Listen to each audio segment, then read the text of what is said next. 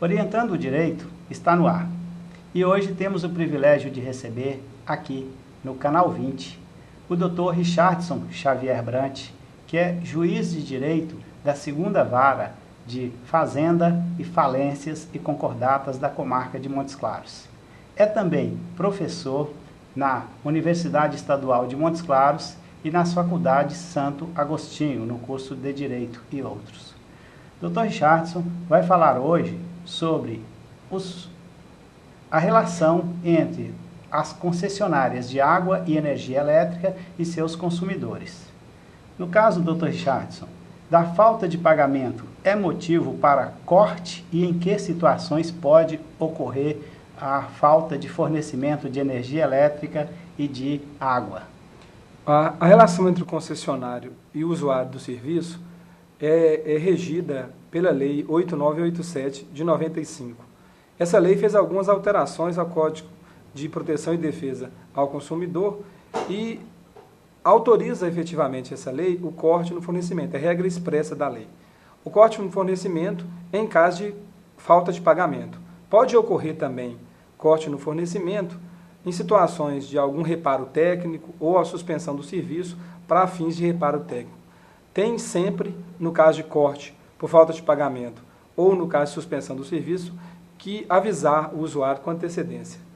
E há um atraso previsto, tantos meses, 2 contas, 3 contas, previsto em lei? A previsão da lei é de pagar, a partir do momento em que há falta de pagamento, pode haver o corte. A concessionária tem naturalmente aguardado um pouco de tempo, feito a notificação do usuário e posteriormente assinado um prazo para o usuário fazer o pagamento e posteriormente a esse procedimento é que tem efetivado o corte. Um dos problemas que a gente sabe é que pode haver fraude, pode haver um erro do medidor de água, de energia elétrica, e há um outro tipo de fraude que falaremos após. Nesse caso de fraude do medidor, quais seriam os procedimentos? A resolução da ANEEL, a resolução 456, prevê que em caso de fraude no medidor de consumo, a falta de apuração na medição não atribuível à concessionária, é possível que haja apuração da irregularidade. A concessionária deve lavrar um termo circunstanciado de irregularidade. Esse termo vai constar uma série de dados, o nome do usuário, qual o número do medidor de consumo, exatamente o que foi a fraude. Em caso de fraude ilícita, é necessária a lavratura de ocorrência policial e, a partir dessa fraude, vai ser calculado a energia que foi consumida e não foi faturada. E se essa fraude ilícita seria o que comumente chama-se de gato? Exatamente. Que é uma ligação irregular não passando pelo medidor. Isso configura também um crime como furto de energia, por exemplo, como furto de água? Exatamente. Seria isso mesmo? Nós não nos ocupamos especificamente lá na Vara de Fazenda com a questão da parte do ilícito penal, certo, mais no sentido de apuração do valor a ser pago, mais nesse sentido.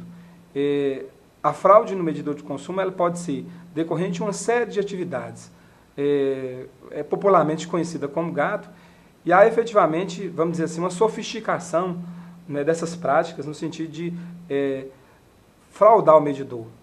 São colocados grampos, travas, para que ele possa medir menos. Alguns rompem o lacre do medidor e, com isso, ele pode ser voltado para evitar exatamente o registro da energia que está sendo consumida. Então, são vários tipos de fraudes. Se nós pararmos para verificar quantas são essas fraudes, a gente até assusta com o número e a sofisticação delas. E há muitos processos em curso? Há muitos processos, em razão do número de fraudes ser um número muito grande. Há também no fórum as pessoas que querem discutir o valor que vai ser pago, o valor alto, porque normalmente a fraude dura durante muito tempo. Então essa energia consumida e não faturada, ela é cobrada de uma vez. Não existe, às vezes, por parte da concessionária, a aplicação e imposição de multas. Quando não há como detectar, como investigar que aquela fraude foi atribuída ao usuário, normalmente o que a concessionária faz é cobrar a energia ou a água consumida e não faturada. Como há um acúmulo ao longo daquele período em que o medidor estava fraudado, aí a conta realmente vem num valor maior.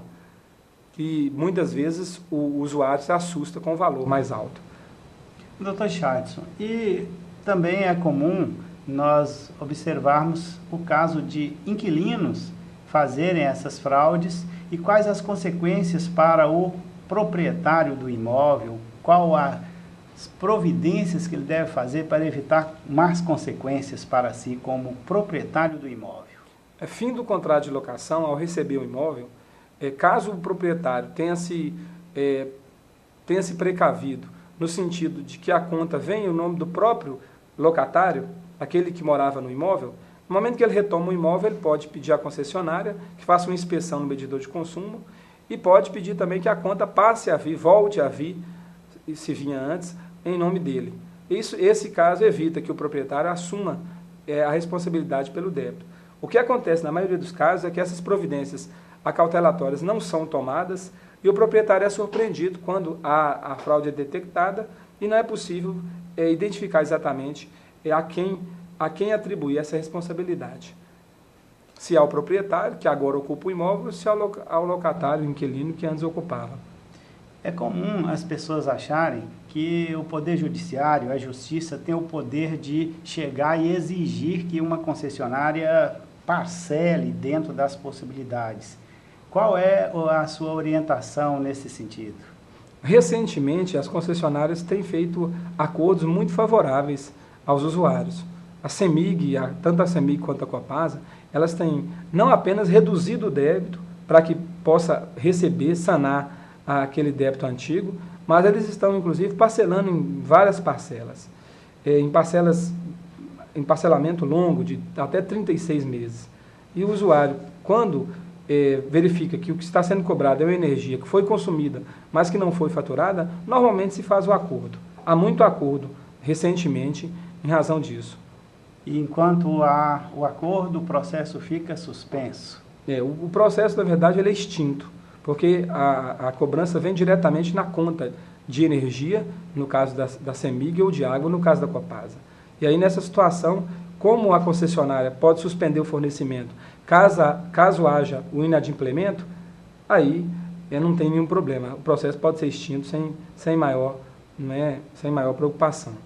Então, o seu principal conselho é, terminado o prazo de locação, assim que um inquilino sair, o proprietário deve fazer a mudança do nome, em nome do qual deve vir a conta de água e de luz a partir daí. Exatamente. Essa medida, ela cautela o interesse do proprietário ou do morador do imóvel. O mesmo deve ser feito pelo inquilino.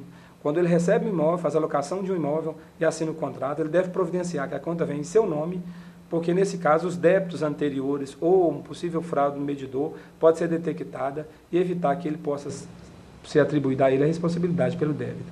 Há possibilidade de um morador, ou que seja inquilino ou que seja proprietário, pedir uma vistoria prévia nos aparelhos de aferição, medidores de água e de energia? Perfeitamente. A concessionária, no regulamento do serviço, na resolução 456 da ANEEL, vai ter a previsão expressa disso.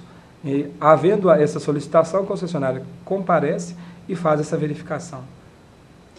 Bom, neste caso, inclui nessas ações tanto a CEMIG quanto a Copasa. Exato. Quanto à telefonia, nós falaremos de outra oportunidade. Né? Bom, orientando o direito, hoje falou aqui com o Dr. Richardson Xavier Brant, que é juiz de direito, professor e uma das pessoas que mais tem conhecimento dessas partes envolvendo fraudes com energia elétrica e água nos consumos regulares e irregulares em Montes Claros. O agradecimento total ao Dr. Richardson e orientando o direito, pede a sua participação amanhã nesse mesmo horário em Querendo Deus. Até lá.